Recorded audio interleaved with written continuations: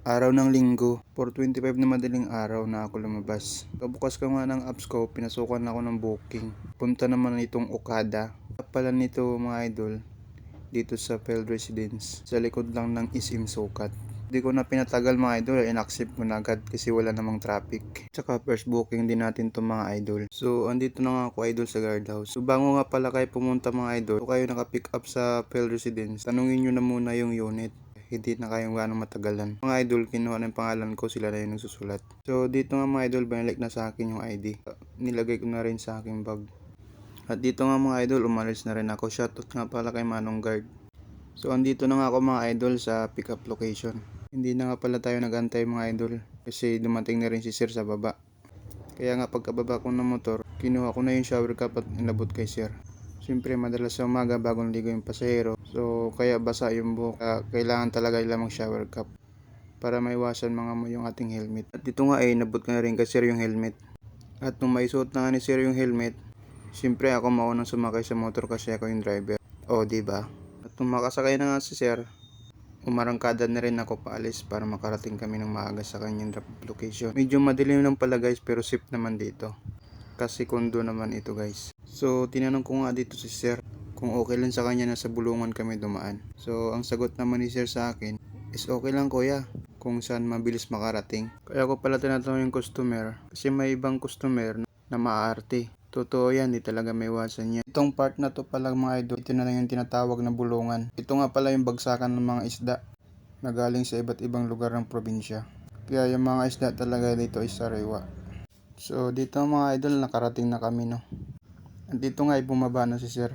Ang pagkababa nga ni sir, bumaba na rin ako para kunin yung gamit ni sir na nilagay sa top box. At pagkakuha ko nga at agad ko naman itong inabot kay sir. Ito nga pala ay bayad na si sir.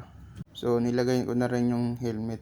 So gumapa nga pala ako mga idol, papunta dito sa PTX para mag-abang ng booking. So ayun nga, nakuha tayo ng booking. Papunta naman itong Taguig. At nung makasakay na nga si madam, agad naman akong marangkada paalis ng PTX. Dito nga idol ay paumaga na. So hayaan nyo ko mga idol na ikwento ko. Kung nakailang booking ka ko ngayon, magkano lang kinita ko. Shortcutin ko na mga idol kasi yung iba hindi ko na videohan. Kumita lang pala ako dito mga idol ng 500 pesos. Mula pagkalabas ko na alas 4 hanggang alas 9 ng umaga. Labas na yung gas pero zero top up. O diba? Wala kasing long ride pumasok sa atin mga idol kaya ganun lang kita natin.